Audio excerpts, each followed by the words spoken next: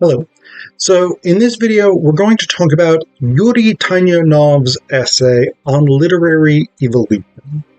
So Tynianov was one of the Russian formalists, and that's a slightly tricky term because the people that we now know as the Russian formalists did not necessarily themselves identify as Russian formalists. They did not necessarily see themselves as part of one school necessarily. There were sort of two broad strands of it. And Tynianov was part of the Society for the Study of Poetic Language, which was one of the two major groups of Russian formalists. And his essay on literary evolution challenges the contemporary approach to literary criticism. Because basically what he says in the opening section is the representatives of literature are ready to view the history of literature as the codification of certain traditional norms and laws, and to confuse the historical character of a literary phenomenon with historicism. As a result of this conflict, there has arisen an attempt to study isolated works and the laws of their construction on an extra-historical plane, resulting in the abolition of the history of literature. So basically, he takes aim at an approach to literary criticism that looks at single works in isolation and attempts to understand and diagnose and analyze them without reference either to the cultural field of literature that exists contemporaneously with them, so sort of horizontal assessment, or sort of vertical assessment by seeing that piece of literature, that literary work, within a movement across time. And Tynianov thinks this is a bad way of looking at things, in part because of his particular approach to literary criticism and what it should do. And this is, I think, very true of the Russian formalists, to a certain degree of the new critics, of the Prague school, these groups that are very interested in the sort of classification and close analysis, detailed reading of texts. And I should mention, incidentally, that this essay came out in 1927, which was a period in which I think people had a lot of faith in the sciences, right? Especially in a country like the Soviet Union. Tynianov was Russian. He lived through the Russian Revolution into the Soviet Union. And there was a lot of faith in science, in study, in the sort of disciplines like this that could produce reliable knowledge. And so what Tynianov says is, in order to become finally a science, the history of literature must claim reliability. Now, this, for me, as a literary critic, slightly rankles, because it does start from the assumption that the goal of literary analysis or literary criticism is to become a science, as opposed to, say, an art. And I'm not 100% sure that I am on board with that, right? I don't necessarily agree, but Tynianov certainly thinks this is the objective. And so what he attempts to do on literary evolution is to construct a system through which a scientific methodology can be applied to the study of literature. And so what he says here is, the main concept for literary evolution is the mutation of systems, and thus the problem of traditions is transferred onto another plane. And so what he becomes interested in is analyzing elements of the text, or what he calls functions in specific ways, both as existing within a network of contemporaneous texts that are using functions in related ways, in a transhistorical system in which over time a similar function is used in different ways to achieve different effects or objectives within texts, and in a singular literary analysis in which that function serves a purpose within the text itself. So, to explain this a little bit more, basically, so you're looking at things like, one of the ones he mentions is archaic language, right? So we think about a genre like the Gothic. We go back to the early Gothic, right? The Gothic written in the 1780s, 90s, early 1800s, etc., etc. You often have this very sort of archaic language, this medieval style or faux medieval style, right? So that's one example of the kind of thing that may be a function. Imagery of bells or of martial imagery, military imagery, irony, these kinds of things are what Tynianov would call a function. And what he says is that on close examination, such a function proves to be a complex concept. An element is, on the one hand, interrelated with similar elements in other works in other systems, and on the other hand, it is interrelated with different elements within the same work. The former may be termed the auto function, and the latter the sign function. So the auto function basically refers to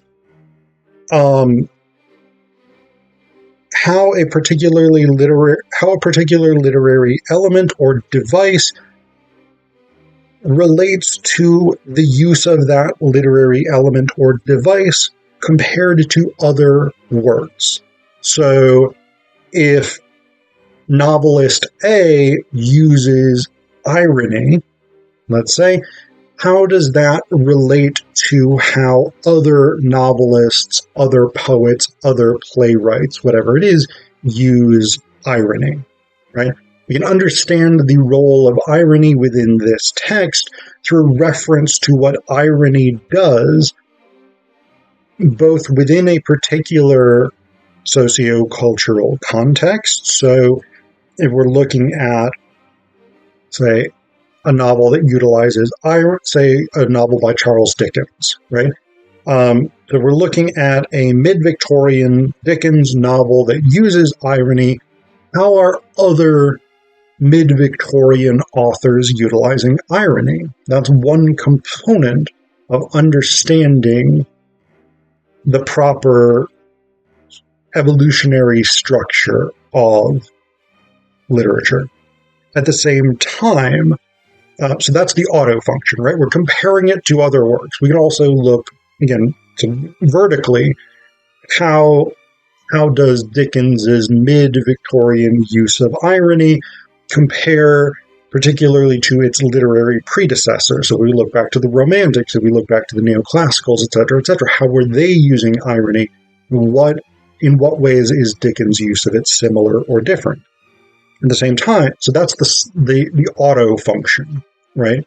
The sign function looks within that literary work and sees that literary work as a system. So not only does that novel use irony, it maybe uses romanticism. It maybe uses metaphor. It maybe uses whatever it is, right? It uses a bunch of other techniques, dialogism, even though the Bakhtinian concept of dialogic literature was not developed when Tynianov wrote this, right? It uses dialogue, it uses multiple voices, whatever it is, right? So within that closed system of an individual piece of literature, there are multiple functions that coexist with one another. And one of the things that Tynianov emphasizes is that some of these will be dominant and others will not, right? So the dominant functions within a piece of literature, they weigh more in trying to understand this piece of literature, what it does, why it's important, etc., than the literary functions that are non-dominant. So we've got, again, sort of all of these different systems of relations. And it's not necessarily a bad idea to think about this as a kind of Darwinian conceptualization of literary texts and literary evolution, right? So within the individual biological organism, we have these different components, right? Different DNA, different adaptations, different mutations, etc.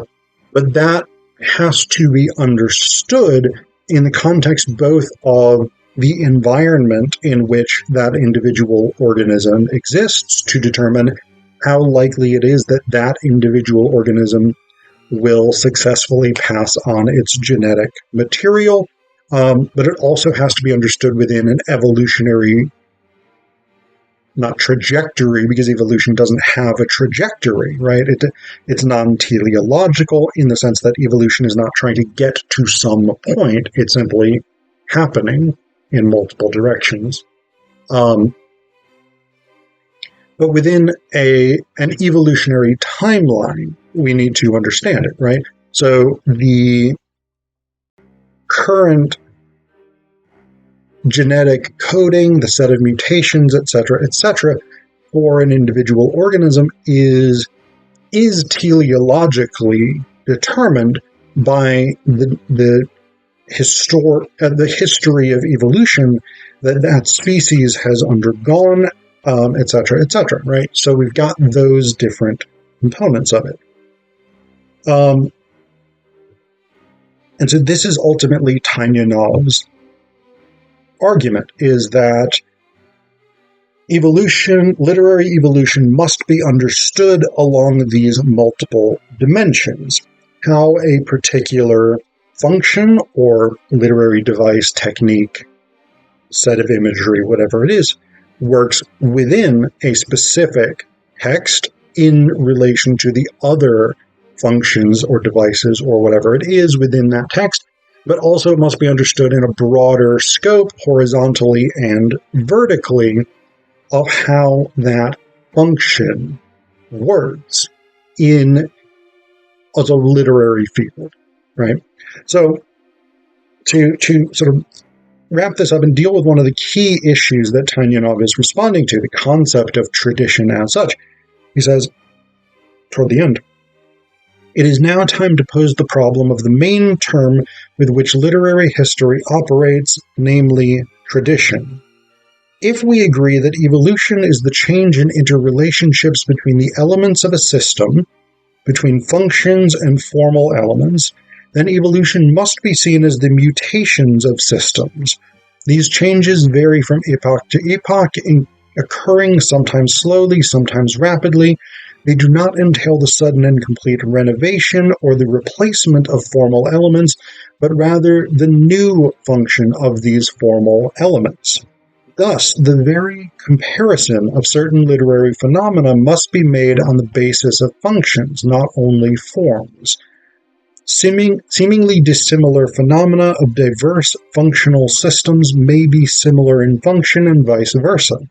The problem is obscured here by the fact that each literary movement in a given period seeks its supporting point in the preceding systems. This is what may be called traditionalism." Right? So basically what he is saying is that in order to understand the evolution of literature, we need to look at literary functions as mutations over time, changing how they work, why they work, what they do, etc., and we need to understand that growth and development.